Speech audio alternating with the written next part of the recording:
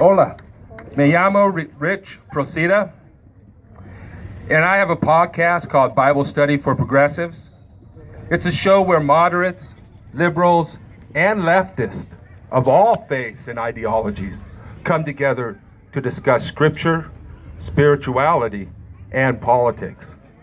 I also have a blog. Well, you can find my show on iTunes, Stitcher, Podbean, and at my blog, modernlectionaries.blogspot.com.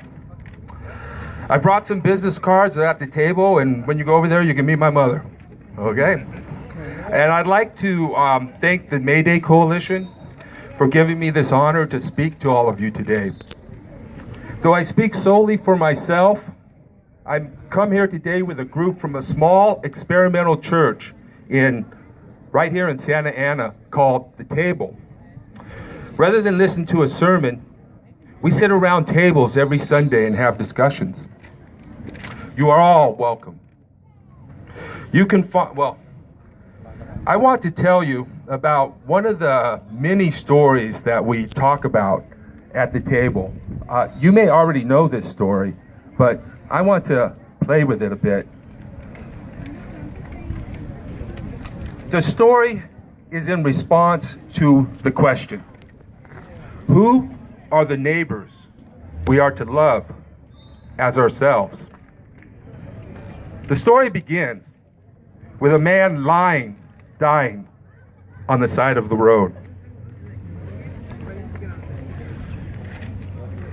He was naked, beaten, and left half dead. We don't know who he was. We are told only that he was attacked by robbers. They brutally beat him, took everything he had, even his clothes, and left him to die. They didn't care whether he survived. His life didn't matter. Like the beating and murder of black and brown people by the police and border patrol agents, assailants like them act with impunity, rob us of our dignity, deny us our humanity, and even take our lives. They beat and kill because they are violent, corrupt, and racist. Prosecutors and judges favor them because they are often racist themselves, or they are pressured by a code of silence among cops, and are enmeshed in a culture that values wealth, power, and status over human lives and welfare.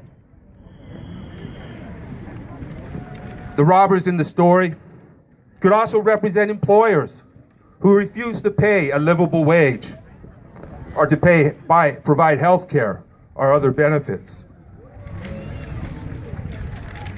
They rob us by not paying us a fair wage so they can profit off our labor. Then they hide their wealth in tax havens. They demand that basic government services be cut while they pursue corporate welfare for themselves. In a total upending of morality, they divide the world into the undeserving poor and the deserving rich. According to the latest census, wages have been stagnant for years. Between 2007 and 2012, for example, the income of the 1% rose over 31%, while the income of the 90% rose only 0.4%, essentially nothing. The top 10% own half of the nation's wealth, while 1/6 of Americans, nearly 50 million people, struggle to put food on the table. Half of Americans are poor or low income, The working poor is one of the fastest growing segments of the U.S. population. Half of all full-time jobs pay less than $34,000 a year. And a quarter of Americans work for $10 an hour or less.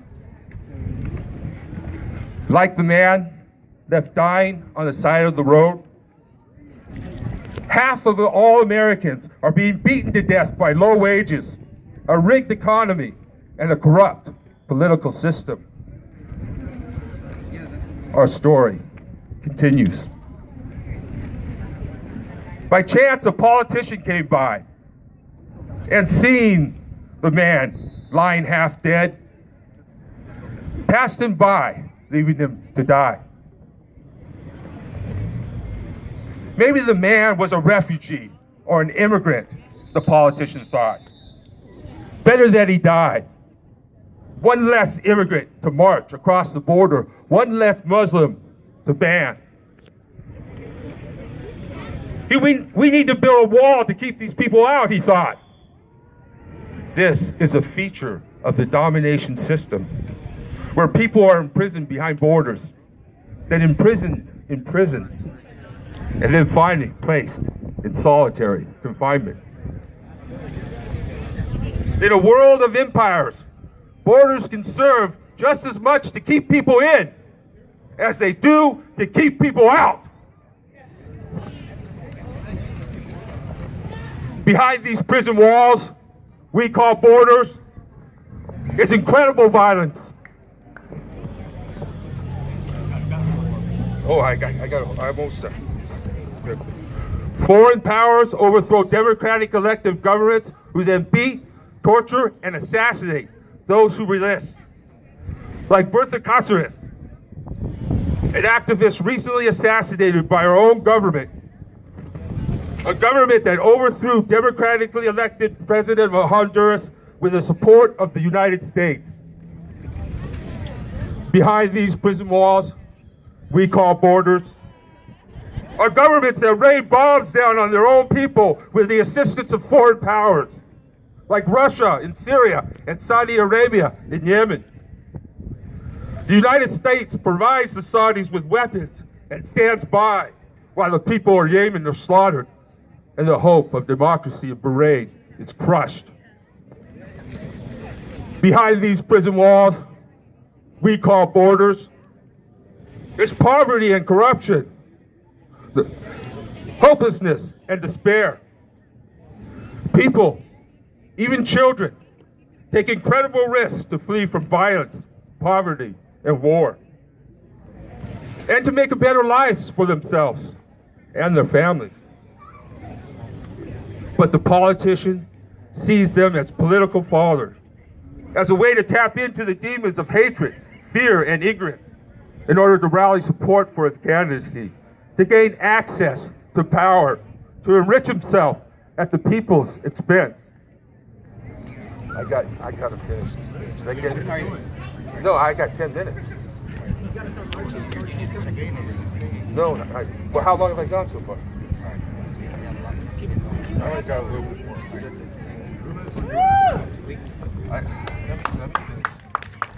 All right, so I just want to go to my thank yous.